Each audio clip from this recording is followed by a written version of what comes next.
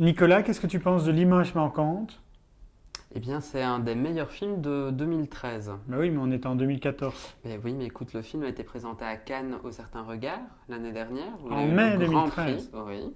Puis il a eu un parcours qui fait qu'il a déjà été présenté à plusieurs reprises en Belgique. Pourquoi le film est-il exceptionnel? Et bien, c'est un film qui est tout à la fois un documentaire, un film d'animation et quelque part un film de fiction.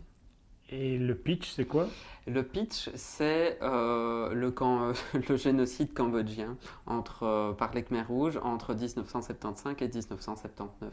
Et qu'est-ce qui en fait un film, outre les techniques, mais pourquoi c'est bien réalisé? C'est la manière d'aborder le sujet. Donc la thématique même du film, le sujet même du film, c'est cette image manquante. C'est le désir de la part du réalisateur de trouver cette image qui représente le génocide. Le réalisateur avait ce désir de trouver cette image du génocide.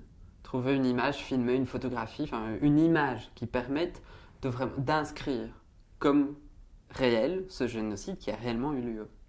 Or, il n'y a pas de document qui prouve ce génocide. En tout cas, voilà, il n'y a pas d'image. Le film est une sorte de process de recherche par rapport à cette image. Donc, on a toute une voix-over tout au long du film qui a un texte très très bien écrit, mais vraiment très très bien écrit par l'écrivain Christophe Bataille.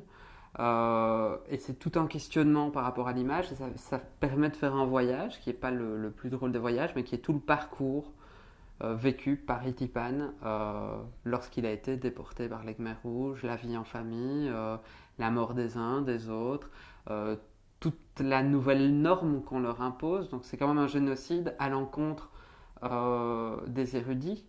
Donc on est allé contre la caste des personnes qui avaient eu un accès à la culture.